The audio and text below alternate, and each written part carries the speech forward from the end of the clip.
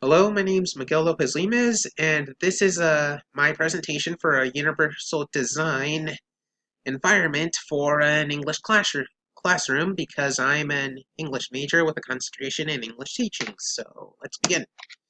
Okay, learning disabilities. Learning disabilities are basically disabilities that hinder a person's ability to listen, think, speak, read, write, spell, or even do math. And some characteristics of learning disabilities are, well, dyslexia, suffering through dyslexia, which is another, disorder in general, but it's a characteristic. It also, they'll also show signs of depression and have a difficult time utilizing their short, long, or even working memories.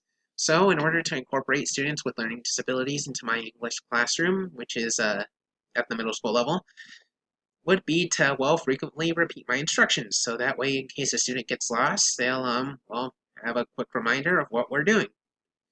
And I'd also utilize graphic organizers for those students who, prefer visual instructions as opposed to auditory ones. So that way they can have a constant, visual reminder to refer back to if they ever get, distracted or lost throughout the lesson. And I'd also like to, provide them with more time because I understand that learning disabilities can make certain things harder for individuals. So by providing them with more time, I hope I'm lowering the stress that they'll experience throughout the course. Okay, moving on to communication disorders.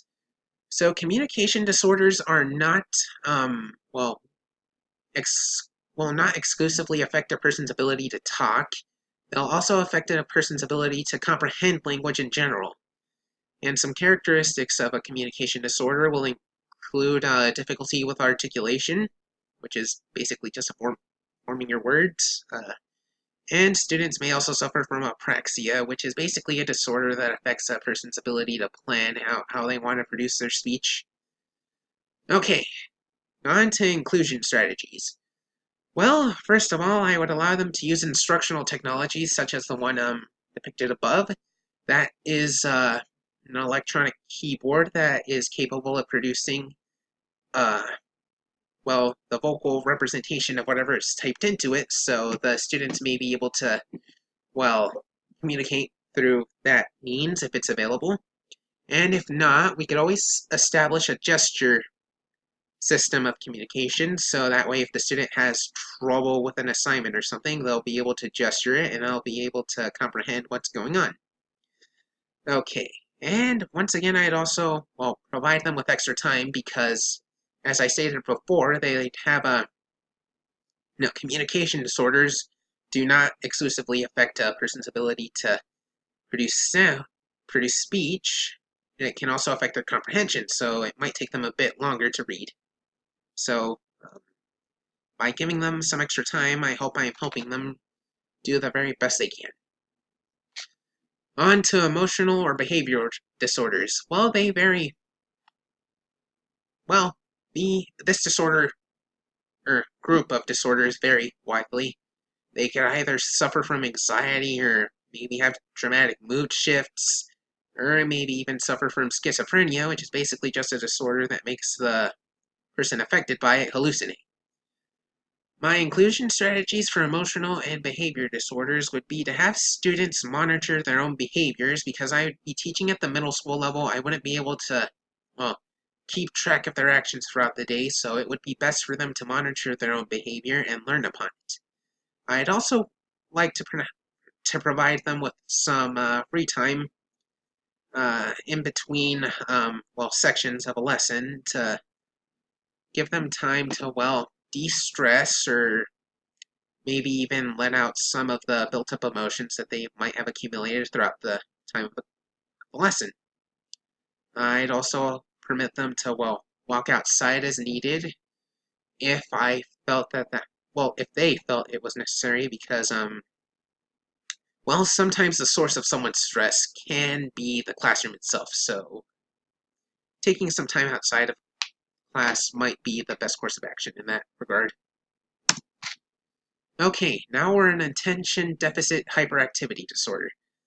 Well, the characteristics of this disorder include students having a hard time focusing, demonstrating disruptive behaviors, and demonstrating intense forms of happiness or aggression.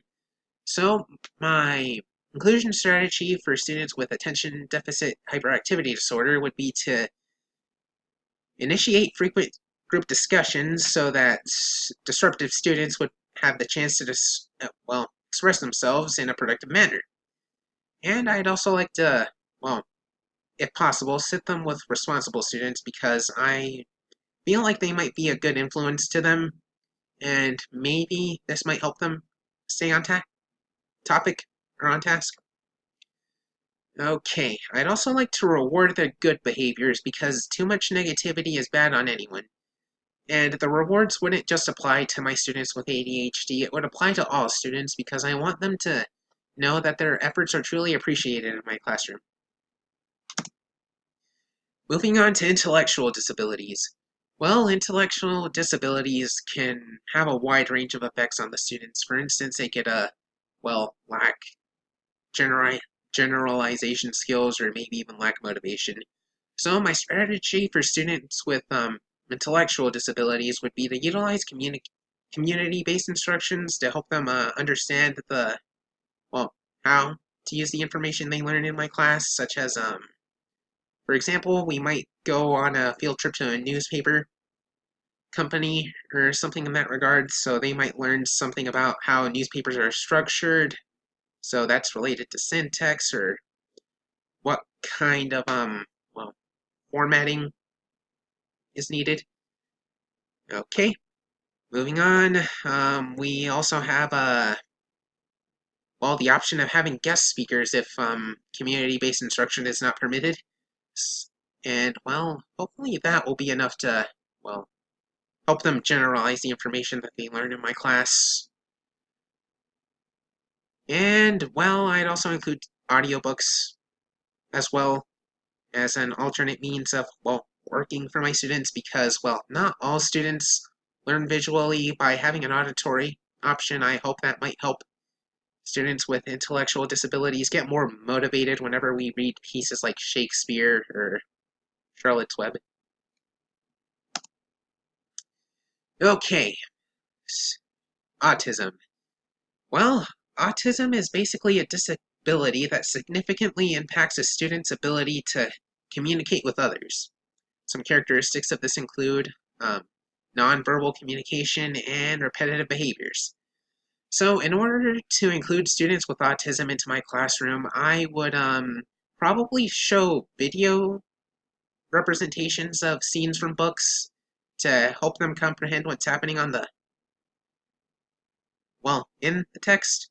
I'd also like to tell them social stories in regards to the topics as well to help them build up some social etiquette because, the social emotional reciprocity aspect of the disorder indicates that they won't have any social etiquette behaviors. So yeah, that will prove to be helpful.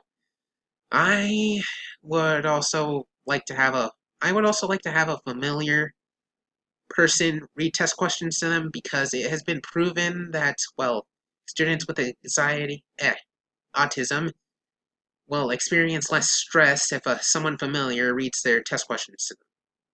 Okay, moving on to traumatic brain injuries. Well, traumatic brain injuries are basically injuries that are acquired through exterior force resulting in total or partial functional disabilities or psychosocial impairments or sometimes maybe even both, and they're going to affect the student's ability to perform adequately in a educational setting.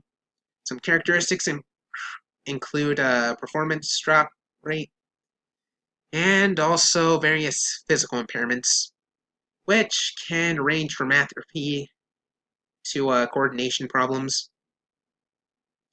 So my strategy for including students with traumatic brain injuries would be to provide them with references, and by that I mean I am going to basically be giving them written instructions so they can refer back to whenever they feel like they might, well, not be able to continue because they're going to likely experience some mental fatigue as well as some physical ones, so frequent breaks might also be necessary to educate students with traumatic brain injuries. And I'd also allow them to use assistive technologies as needed to help them, well, compensate for any sort of, well, difficulties that the traumatic brain injury might have caused them, be it physical, verbal, and whatnot. Okay, hearing loss basically indicates that a student's going to have a hard time, well, hearing you throughout the course duration of your lesson. Either that or they won't be able to perceive sound at all. So in order to incorporate students with hearing loss into my classroom, I would use visual instructions, and by that I mean I'll take part in the activity so I can, well, demonstrate how I want them to complete an assignment on the board, and hopefully that'll help them. And I'd also, well, try to always face the classroom whenever I'm talking so that they all feel that they are taking part of the lesson and not solely the ones that have, well, are capable of hearing. I'd also like to use KWL methods because, well, by using those, I feel as if though I am giving the student with hearing loss ample time to prepare for the lesson, and they might also, well, utilize all of their accumulative knowledge to keep up with what's going on. Though pace has never really been in it, will not really be an issue. I just feel like it might be a bit of a head start for them, I guess. Visual impairments basically means that a student will have difficulties perceiving what's happening with their eyes. Either that or they won't be able to perceive anything through sight. Okay, so my strategy for implementing students with visual impairments into my classroom would be to allow them to use braillers. I'd also like to use one to, well, formulate their assignments and whatnot, and I'd also like to read the material out loud, regardless of it being obvious or not, because, well, they're mostly going to learn through auditory means and through sensual means through their braillers and whatnot, so I'd better do my part to help them perceive the lesson as best they can. Well, comprehend the lesson, sorry. And we're now on gifted students, which are basically students who exceed the normal standards of a given subject. So they're going to be highly knowledgeable in their, well, favorite field. So in order to incorporate students who are gifted into my classroom, I would assign slightly more difficult works to them because, well, I want to challenge them and keep them interested in my class.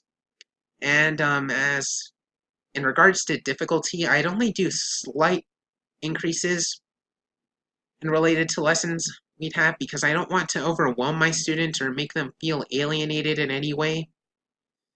I'd also try to utilize compact curriculum because I want them to keep,